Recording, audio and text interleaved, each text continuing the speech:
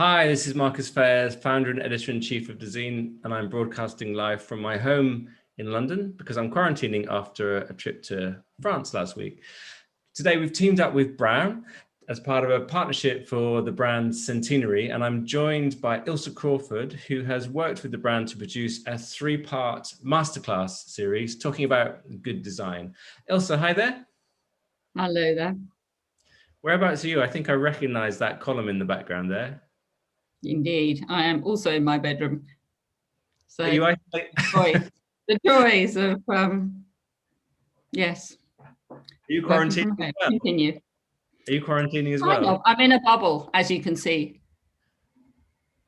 And okay, so tell us a little bit about who you are, first of all. Who are you and what you do for anyone out there who doesn't know? Well, I have a short presentation which might help illuminate some of the things that I'm about to say. But I am a designer based in London, in Bermondsey, and we have a multidisciplinary design studio that I would say focuses on values-driven design. So we aim to integrate and make visible these values in the work that we do. And we are very focused on the notion of design as a frame for life, as a way of moving towards systemic well-being. And I will give you some examples. Oh, hang on, Ilse, before don't do the presentation just yet, because we're going to have a little bit more chit first, if that's okay. Okay, I'll unshare then. Ooh, how do I do that? And Braun, or Braun as we often call it in the UK, is a very famous consumer electronics brand. So it's their centenary year. So how did you get together with them, and what are you doing with Braun? They reached out to me, I suppose, partly because of my experience in teaching design, but also as a practitioner. And they are keen to reach out to people who are budding designers, if you like, the designers of the future, but also maybe people who are around the discipline of design and maybe don't quite know, how it really works.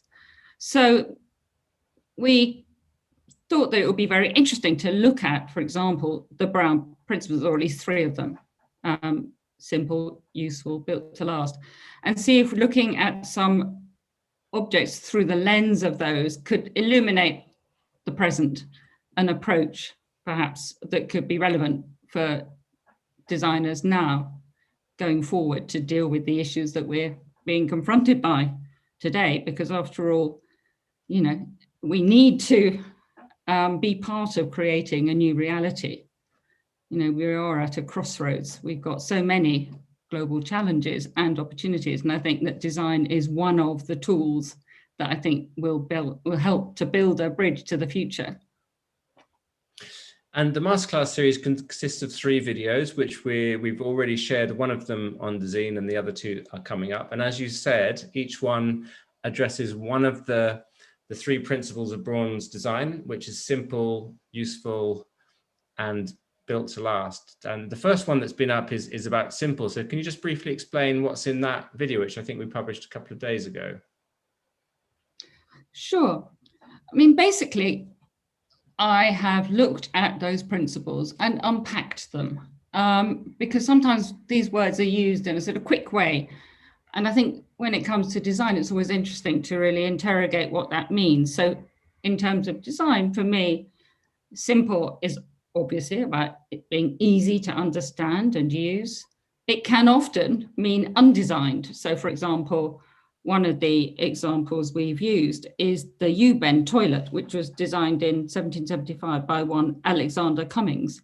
Who would know, but actually that technology is still with us. It's the invisible hand. I think as far as simple is concerned, you often don't see it. The spoon, for example, is something that was designed. It's a vessel on a stick, but it's had many expressions over the centuries and cultures. And I think a fundamental of simple design is that when you put those things together, they don't make a noise. They work seamlessly as a whole. Useful again, apparently self-explanatory. So it's about designing functional things that we really need as opposed to want. And there's a distinction there, I think, in terms of the sort of, accelerated speed, I would say, of consumption in recent years. It's for everyone. There's a democratic premise there. And it's not a look or a novelty. It's not a trend. Finally, built to last, we've looked at in terms of being self-evidently durable, but that doesn't just mean that, you can kick it around.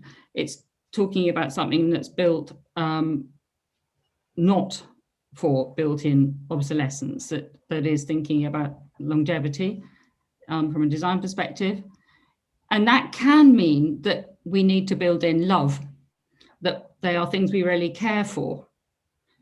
And obviously built to last has also got the bigger environmental questions around it, the systemic questions of a more responsible attitude to consumption. So looking at a circular economy, looking at systemic issues, being consequent in our design.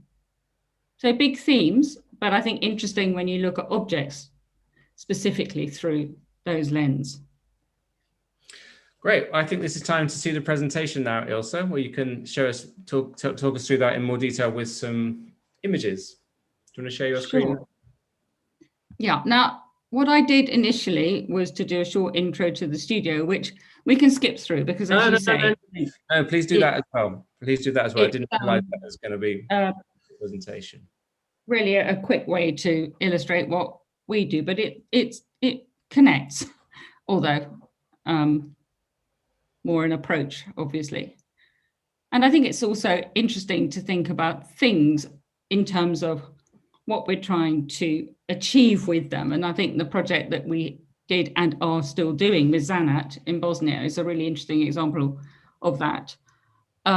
It's a wood company, a furniture company based in Bosnia, where they have a lot of forests. And they also have a big need for employment. I mean, you can imagine that after the wars, the economic catastrophe there was massive. And there was also a massive exodus of young people because there was no work. So a chap called Orhan Nichik, former World Bank, set up a company there, which is sort of based on the foundations of a family company, and asked designers, including ourselves, to look at what they were making and find a way to both address their culture, address employment. So whatever we did had to be more than mere marketing. It really had to sell. That was part of our brief. And cleverly, he went to UNESCO and applied for something called the Intangible Cultural Heritage, which is basically a nomination that shows that the skills are really important to the culture, but actually also need to live. So it's not a nostalgic thing. It's really about the education of those skills and the preservation, but also the life of those skills. They need to be living things. And so in that context, we were designing furniture. This is a bench called Touch, using the carving skills, but using them to a degree where it was actually viable as a product. So desirable and also viable. The cabinet made using the same skills, using oak in this case. So there's various different species. And then smaller pieces, which actually became very important under COVID-19 conditions, because big furniture was a much trickier thing to sell at that point. So we were asked to come up with smaller pieces that could be sold online to keep people employed when under lockdown conditions. And apparently that worked very well. So it's always really looking at making things in terms of Zanat, in terms of it being really a brief for employment and preserving skills. And apparently they've taken on many more young people to train up, which is great. And also, I mean, Orhan says we also in the so-called developed world need to think hard about how we design, because, with increased mechanization, with, robots, artificial intelligence, etc., we are going to have an employment crisis of our own. So we need to start to design for employment. Another product with a Spanish company, well, Barcelona-based, Nani Marquina, looking at systemic design. So how can you design a product that is better for everyone? That means the makers, the environment, the users. It's textiles, that's her thing. And we investigated what could make a difference in terms of the system of manufacture. What would actually be better for the makers and better for the planet? And they came back to us, the makers, and said basically using local fiber, so minimal transportation, hand spun, so maximum employment, no bleach because skin diseases are rife among people working in textiles because of the bleaches and dyes and so on, and no dye. And so we turned it around and tried to figure out what it was in the real materials themselves that could give us, outstanding beauty. And also, obviously, that meant working very closely with the makers so that they could identify the variations and we could work with those and within those. So what you don't get here is a consistency. I mean, you can't just choose something from a color card because summer jute is a very different color from winter jute, for example, but that's part of its beauty. And the detailing, I think, is definitely a major part of how these things feel special. The chobi carpet, which is wool from Afghanistan, which is then woven in Pakistan, is just over the border. In fact, it's a line that is only there on a map. Feels like an animal. It's just beautiful. It hasn't had the soul knocked out of it by being bleached, which typically New Zealand wool, which is what most of our woolen goods are made from, has done to it. I mean, to standardize it, to commodify it. How does that work, you might say, when it comes to doing bigger projects? Well, there we, again, try to look at the system behind something. In this case, it's a hotel, and understand what it is that might make it special and give it a sense of place, might make it last. Ethem was initially designed in 2008 and is alive and kicking, I'm happy to say. It's layered, it's human, it feels like a home, not surprisingly.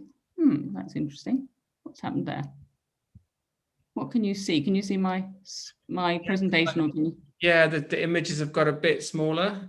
It's sort of popped into a different kind of view. It's okay though, I can still see it, unless you can figure out. Something very strange happened, but anyway. I wonder if I should stop and start. Yeah, why don't you jump out of screen share and jump back in? That should be it. Yeah, let's do that again.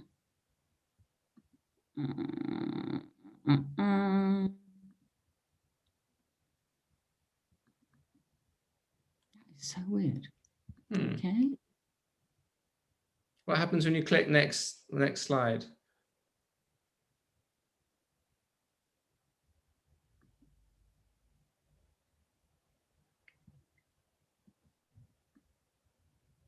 One second, I was going to do something.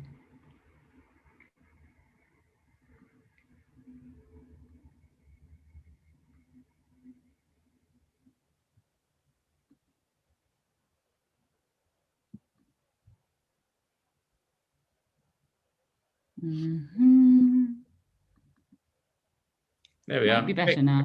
Yeah, fixed. Yeah. Okay. Sorry about that. Don't worry. How do you apply that to a hotel? And now we're working on next door, and indeed next door to that. This, however, was how it was when it began. So I think it's so interesting with design, whether of spaces or objects, is sometimes people just think they've always been there, that they just drop from the sky. And this is actually what it looked like before we worked on it. And so often I hear people saying, it must have been so lovely choosing furniture for that lovely house. It wasn't like that. We built the whole thing, and we built the whole thing around the idea also of there being really this no front or back of house, that it is a house. It celebrates domesticity. And that's partly, I think, what people love about it, is you go into it and it just feels like you're just in someone's house and people are just, making it happen around you. And I think because it's not got that sort of servile quality everybody just feels completely, at ease. It's you're right in the middle of the mess, and that's what's great. A beautiful mess, but nonetheless, it's a mess at times. And of course, you might say, well, that's fine if it's a hotel, does the world need another hotel? But I think the values of hospitality are really interesting. And what I think is quite interesting too is how often in the so-called care sector, we're so concerned, quite rightly really, with dealing with the need that we forget that there are existential needs as well. And indeed, it's not so easy to get them over the line. Food for Soul was an NGO that came to us to look at a soup kitchen in Earls Court.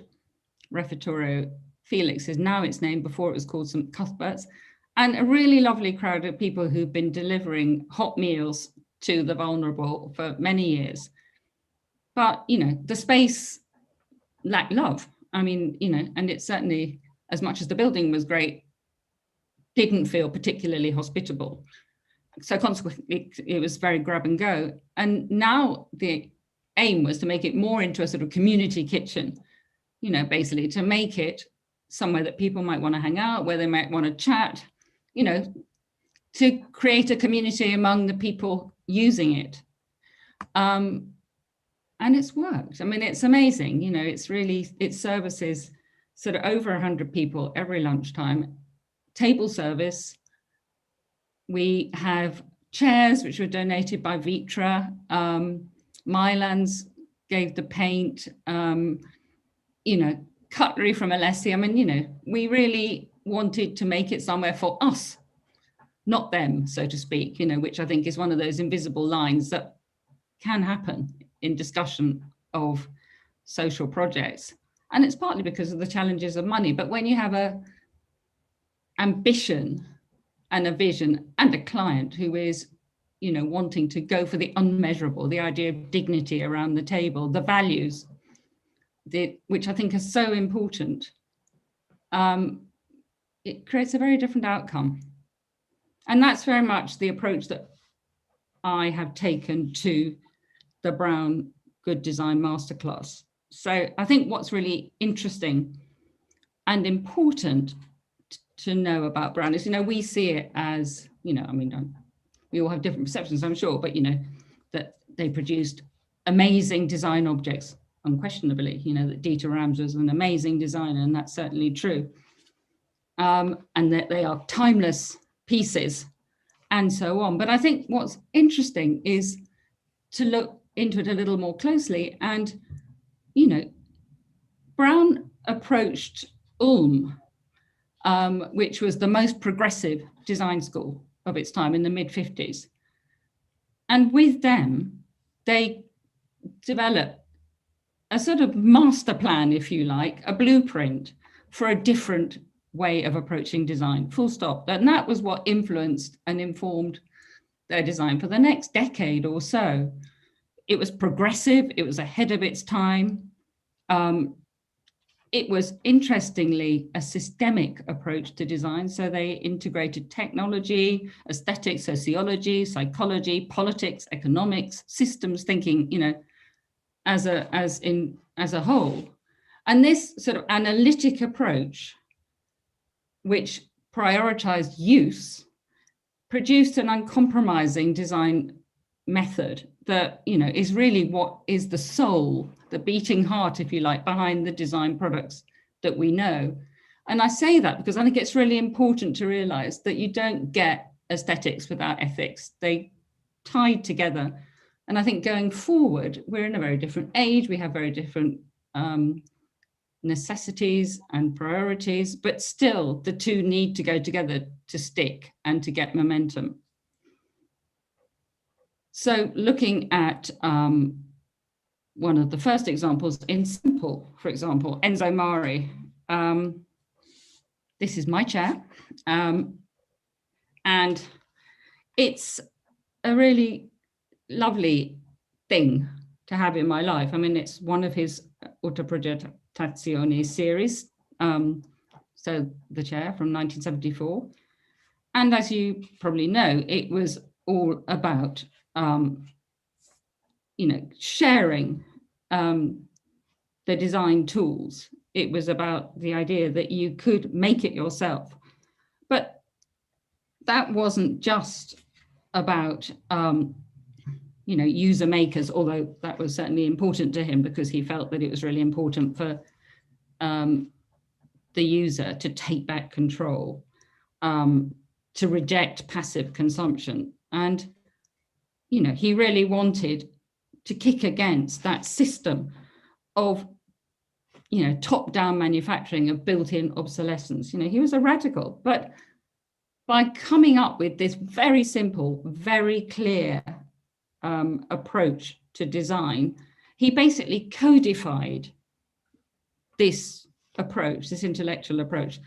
It became a new reality that made sense because it became visible. It's 70s activism in the form of a chair.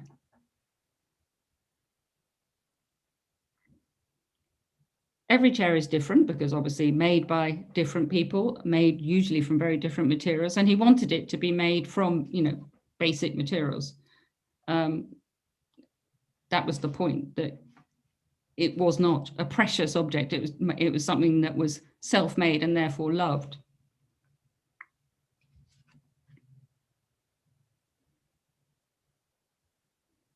The next example, quite different, but in its way, extremely idealistic, Van Moof.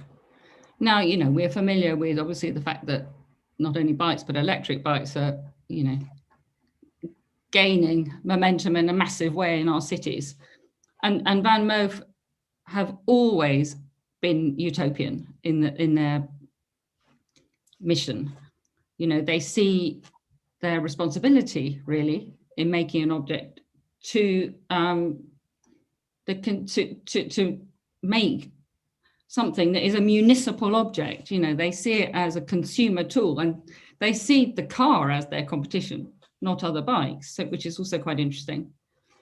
And they take it right the way through. I mean, all the decisions are informed by that position. So,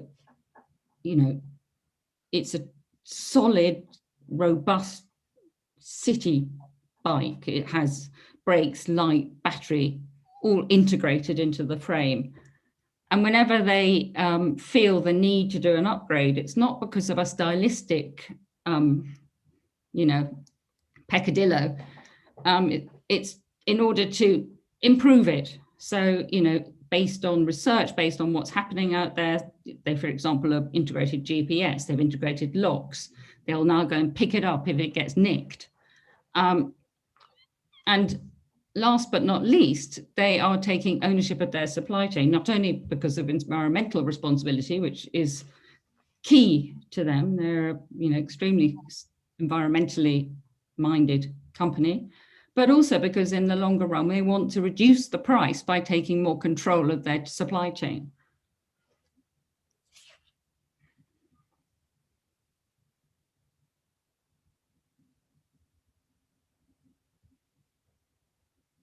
And last but not least, and I suppose this is a little contrary of me, but built to last. I think that, very often people think that built to last is about, something that you can kick about, as I said earlier. But I think that what's so important is the unmeasurable values. And a really good example of that in every sense is the Issamo Noguchi series of lights, where, fragility and beauty inspire respect. We actually used one in the Anna Freud Family Therapy Center in King's Cross. And they just give such a beautiful, poetic, tentative feeling to the space. It's very special, it's very human.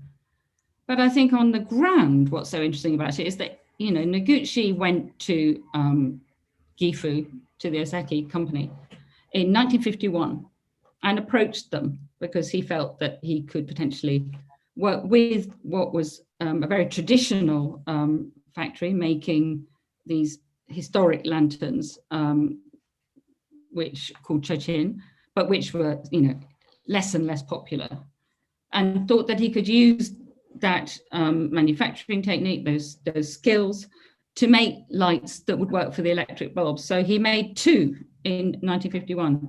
He worked with the same factory for 37 years and went back every year, and by the end had designed 200 of these lights. So, you know, he really did get better and better and better at it.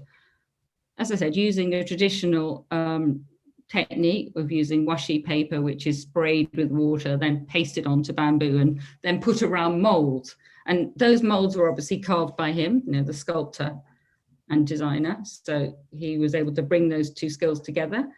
And they still use those molds, but it's also why they can't be copied. And what's so amazing is it's sustained not only an industry, but, you know, people, livelihoods, skills for that entire time. And only a couple have been successfully copied, the more easy to copy molds. The rest all still are from that same factory. And I think they just, yeah, they have that unmeasurable quality that I think we can embed into design for the future, that is sustainable, that is, you know, barely touches the ground, that doesn't rely on more and extraction, and is lovable. Fantastic. Do you want to unshare your screen, Ilse? Sure. Actually, let's see. I think it might be a little bit detailed just to give you, they're so beautiful. Right. But yeah, I mean, you know, I do think that design has this possibility of being able to be the bridge between the unmeasurable and the measurable that is just so powerful today. Thank you very much. And we look forward to seeing the next two design masterclasses featuring the bike and the lamp that you just showed. I want to ask you quickly one question. That you showed the Enzo Mari chair and you said that this is your chair. So did you make that one yourself then, following his instructions? Have you seen me with a hammer? No, but I tell you what did happen is my studio made it for me as a birthday present, and they've got a film of them making it. It's one of the funniest films I've ever seen. You know, the ones who actually make it and the ones who arrive afterwards and point a lot. Fascinating and lovely, and I adore it for that. I've actually got a miniature one, which is this big. It's in a kit, it's in a frame. I bought it at the Venice Biennale a long time ago, signed by Enzo Mari. So I could take it apart and make my own miniature autoprojezione chair. Because I won't, I'll leave it in the frame. And when you were showing your own work, Ilse, the first couple of projects were your work for Nelly Marquina and Et Hem, which are very kind of materialistic, natural materials, soft furnishings and things like that. How does that relate to a brand like Braun, which is electronic, you know, factory-made things that perform very different functions in people's lives, and particularly in terms of built to last? I mean, the world of consumer electronics is so fast moving, isn't it? How do you apply those very valid principles to a world where your technology might be superseded within a few months of it coming out? It's a very good point. I think that wherever we work, whatever category we work in, we need to understand the system that we're working within and understand how we can be as responsible as possible within that system. And I think that's also not just about design. Obviously, it's about regulation as well. So, for example, I'm not talking about electronics here, but I may as well be. An even more complex object, you might say, is a building. And now in Amsterdam, they have a new law coming in by 2030. It will be illegal to have more than 50% of a building made of new components. So I think we will start to approach, technology in a different way. It will need to be repairable. It will need to be able to be disassembled. We will need to be conscious of things that of choosing things, using things that can be pulled apart. We'll need to be conscious of where the materials that go into those objects come from and go. So in terms of the metals, in terms of the disposability of them and so on. I mean, textiles is, far from innocent, as you know. I mean, 85% of the clothing that we buy ends up in landfill, and a lot of that is plastic. So, it might seem more fluffy and innocent, but actually there's technology in everything around us. We just don't necessarily see it. I was shocked a few months ago when my smartphone, which is made by a very well-known brand, of course I dropped it and I broke not the front of the screen, but the back. And I was told that the front could be replaced, but not the back, because all the components are glued to the glass back. So that if I wanted to not have a broken back, the only thing I could do is buy a new phone, which I thought was absolutely extraordinary. It's a system, isn't it? I mean, I saw a guy in the street the other day in the market near us with an extraordinarily old car. And I was looking at it thinking, you know what? I mean, every single thing on this car can be unscrewed, and obviously today that will be more expensive. But on the other hand, if you create a system where you have parts that can be, shared, that things can be repaired, back to the story about designing for employment. Obviously, we have to move from one economy to another. We have to start to think in terms of, how we track those parts. But I think that is coming. I mean, we, for example, already are looking at countries that have a passport for building where every single material is recorded. Why can't that work with your smartphone? Why can't we actually start to look at them as a kit of parts rather than as this sort of, mashed together with plastic object? I mean, it's about design, but it is about the bigger system. And I think without political intervention, without regulation, obviously designers can't do it on their own, but it will change. It has to change.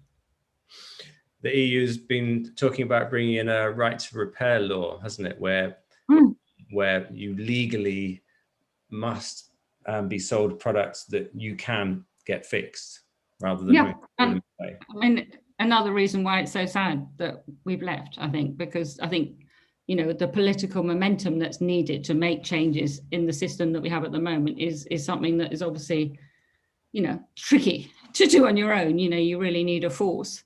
But, it can happen. I mean, look what happened with Macron, his regulation about, no plane journeys being allowed that are less than 2 hours on a train. I mean, at a certain point, we just need to make a decision. And your work with Braun, does it extend beyond this masterclass series? Are you actually getting involved in advising on products and how things could be made and how to adapt, circular principles to those kind of things?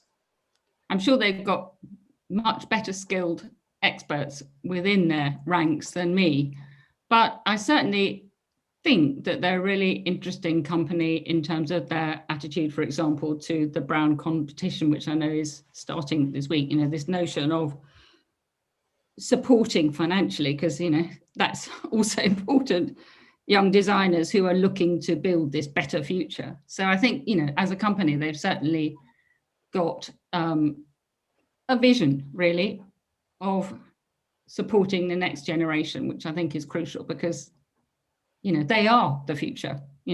As a teacher, that was always my point, is that whatever happens, you are the future. We can help you.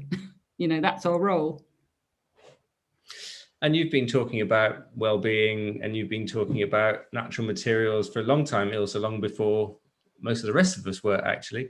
But how far have you been able to push that in your own work? I mean, now we've been doing this big research series on Dezeen, for example, about carbon and kind of really getting to grips with what net zero means and, how we could potentially decarbonize the planet. And it is possible, but it's extremely hard work. And it's very, very easy to greenwash by mistake without even realizing it. You think you're achieving something. So how do you approach that kind of dilemma of you can push it and you can push it and you can push it, but maybe at some point the client says, well, look, okay, we've got to stop there because we've just got to get something out. Absolutely. I mean, it is a journey. I think it's not a matter of clicking a switch. I think it's going to be we have to push hard, I think. And I think we have to keep, mind designing as we go. But I think, bottom line, certainly commercially, but I think also privately, it would be a very unwise decision to make not to commit to that, not just in terms of the reality of why we should, from an environmental point of view, from an ethical point of view, but also in terms of the consumers. I mean, you will not be forgiven if you don't. And I think that is something that our clients are increasingly aware of. I mean, and that's heartening. But as you say, it's one thing saying it, it's another thing when you're actually faced with the choice. I mean, as we heard from one would-be client, sustainability, it costs 10% more, and, it does. We have to think about things differently. We have to, with design, make things worth that 10% more, We have to explain, rather like with the Fogo Island economic nutrition label, which I am very, strongly for, Zita Cobb, who owns that project, or rather runs that project, the Shorefast Foundation on Fogo Island in Canada, realized that people didn't understand where the money went, didn't understand that actually it costs money not to put your sewer in the sea, that it costs money to have a good school, that it costs money to hire people and pay them proper wages. But once they saw it explained on the bill, they no longer, complained about the price. So we have to do a big job of explaining to everybody, transparency really about what it costs and why it matters. Yeah, and I think the media have a role to play as well in highlighting good examples of that, and also being honest about it, because we get press releases all the time where people have claimed that this is recycled or biodegradable or and you ask a few questions and it turns out that it isn't. You have to be very, very rigorous at all times. It's very hard as well because it is partly invisible. I mean, I am very obsessed by textiles and have started reading labels like an absolute hawk several years ago. And you can see where things were made, but you can't see where the textiles were made, and you can't see the dyes that go into the textiles, and you can't, it's really hard to follow that chain through. So I think, proper regulation around what things are made of is a long way from being perfect right now. I mean, it's not there, I would say. And what you mentioned, Amsterdam, and a rule coming in about reusing materials. Can you tell me a bit more about that? Because I also heard that Amsterdam had introduced a law that required something like 20% of all new housing to be made of wood, but I haven't been able to find any more information on that. What was the 50% reusable material? Well, part of the whole, they under the lockdown moment, they introduced the idea that they would follow the donut economics policy, the Kate Raworth policy of circular economy. And alongside that, this law has been introduced. I mean, it's 2030, so it seems like a long way away, but it actually isn't when you actually have to start to put those systems in place. And essentially, what it says is that you shouldn't use more than 50% of new materials in any, new construction. And I think that's fascinating because it really will change systems, and it's very Dutch as well. They kind of set the bar there and then they kind of go work it out, but then people will work it out. They will work it out in creative and pragmatic ways. And finally, I interviewed Ellen MacArthur, who's, heads the Ellen MacArthur Foundation, which is really pushing hard and working with big corporations to persuade them to introduce circular design principles. And last week I spoke to Nigel Topping, who's the UN's climate champion for the upcoming COP26 climate conference. And both of them talked about the absolute central importance of designers, architects and designers, because they're the ones that, they don't make the decisions, the clients make the decisions, but they have the absolutely power to. And you have to persuade clients to make the right decisions. I mean, it's pretty rare that clients, it's a partnership. It's always a partnership. And if you look at Braun, it was people, it wasn't a company who led the charge. It's always about a relationship of like-minded people on both sides of the table. So I think that's an important thing to make clear, is that I think, mind design and education is really important as far as a designer skill set is concerned. And from your personal point of view, in terms of that kind of the power of that advocacy that a designer has, how seriously do you take that? You mentioned a client earlier who said, well, sustainability costs 10% more. Do you say, well, goodbye then? How rigorously do you stick to your principles, or do you try and take someone with you and accept that there will be small wins on the way? Depends how much work we got on the table. I mean, there is a reality there, but we would definitely challenge that, and we would definitely say, look, and we would fight hard for doing it right and being creative around finding, let's say, ways to finish materials or whatever that are good, so we would use our design skills to do it right and do it in a way that makes it worth the extra 10%. So, we don't, we're not always in a position to be able to just show people the door, but also we want to work with companies and, show them it can be done. I think if you look at the project that we did with IKEA all those years ago with cork, which I'm quite proud of, really, it was a kind of poster child, a mini one, to show that you could make desirable pieces that could be mass produced, that could be biodegradable. I mean, the cork was finished with wax. We worked a year on a coating that had no plastics in it, but met all the kind of hygiene regulations that they have to meet. I think it's about sometimes showing people the door, because sometimes that it's just never going to work. But sometimes going on that journey and proving, by example, that it can work. With IKEA, the first time we did that collection, the retailers around the world, I think, were probably a little dubious. They're not necessarily the most ahead of the charge. But this time we're working with them again. They've all bought the unbleached bamboo designs that we have made. So, small wins, but I think you have to get there the hard way sometimes. I think that's a very good line to end on. You have to get there the hard way sometimes. Ilse, it's been great to speak to you again. Thank you so much. Good luck with the rest of the masterclass series. And thank you very much to Braun for supporting this.